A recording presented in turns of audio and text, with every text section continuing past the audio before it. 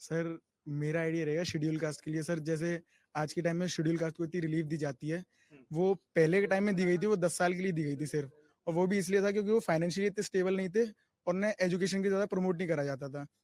आज के टाइम में जब वो इक्वल हैं तो फिर उन्हें जितनी भी रिलीफ दी जाती है उन सबको हटाकर उन्हें बराबर देना चाहिए। जितना उनके लिए रिजर्व कर रखा है, सीट्स रिजर्व है, ये सब है, तो इन सब चीज़ों को हटा देना चाहिए, बराबर करना चाहिए। आपका नाम? आयुष शिवर है। आयुष, मतलब मैं जो समझ पाया, आप ये बोल रहे हो कि रिजर्वेशन को एक बार फिर से रिव्यू करने की जरूरत है। जो जब दिया गया था तब हाल अलग थे और अब उसको रिव्यू किया जाना चाहिए। जी। ठीक है। और कोई यहाँ से जो अपना पॉइंट ऐड करना चाह रहा हो? हाँ।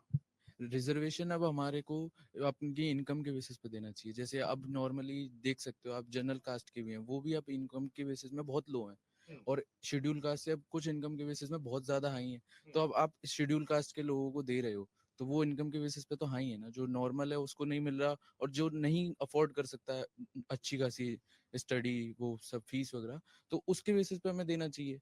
उसके लिए उसको पूरा मॉडिफाई करना चाहिए। और मेरा दूसरा पॉइंट ये था कि सब एम्प्लॉयमेंट पे बोल रहे हैं, तो मैं उस पर एड ऑन नहीं करूंगा।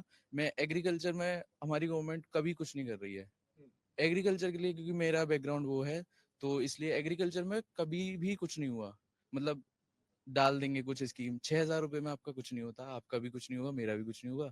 और इसलिए एग्रीकल्चर पे, फार्मर्स पे ज्यादा फोकस करनी चाहिए, और ज्यादा हमारी पॉपुलेशन उसमें इन्वॉल्व है, और ना ही हम पे इतने बड़े बड़े फार्मर्स है। क्योंकि आप देखिए, कंपैरिजन करिए, इंडिया में अगर कोई फार्मर है तो वो अगर आलू की खेती कर रहा है तो वो आलू उगाएगा, वो बेच देगा। अगर वहीं वो अमेरिका में या फिर और किसी कंट्री में आलू की खेती कर रहा है, तो उस आलू से चिप्स बनाएगा, फिर बेचेगा, तो उससे उसकी इनकम डबल होगी। यहाँ का फार्मर क्यों नहीं कर सकता? क्योंकि उसे रिसोर्सेज नहीं है, उसे आपने सिखाया ही नहीं है। तो वो है कि आप फार्मर में को में इतनी वो नहीं है समझ, तो वो उस पर गवर्नमेंट को फोकस करना चाहिए। आपका नाम? यश गौतम। यश, मैं यही बहुत अच्छे से एग्जांपल दिया, और सबसे अच्छी बात है कि एक यूनिक अब तक जो बात आई, जो आपने कहा कि कोई फार्मर की बात नहीं करता, और उसको आपने एक बहुत बेहतरीन उदाहरण से समझाया है। एक तो जो आपने इनकी बात में एक चीज एड ऑन की थी, वो ये था कि रिजर्वेशन को रिव्यू सिर्फ नहीं करना चाहिए, उसका क्राइटेरिया जो हो वो इकोनॉमिकली हो, कि कौन कितना सक्षम है, नहीं है।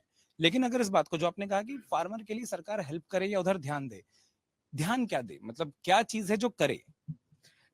जैसे कि सरकार उनको एक मतलब गाइड कर सकती है। और हम, मैं कह रहा हूँ, कहते हैं हम गवर्नमेंट स्कीम चला रही है गाइडेंस की, के गाइड कर रही है, स्टडी करा रही है, सिखा रही है, वो ग्राउंड रियलिटी पे कुछ भी नहीं है। क्योंकि मेरे पे एज अ, मतलब मैं फार्मर भी हूँ, और मेरे गवर्नमेंट में भी मेरे फादर उससे रिलेटेड है, तो मुझे पता है वो ग्राउंड रियलिटी पे गवर्नमेंट के द्वारा भी कुछ नहीं है। मतलब वो पब्लिक में तो तभी आएगा जब गवर्नमेंट की तरफ से आएगा।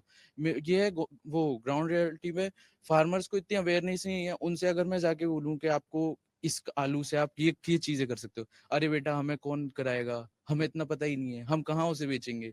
तो वो आपको एक जरिए से आप मॉडिफाई करोगे उन चीजों को, तो फिर वो अच्छा हो जाएगा।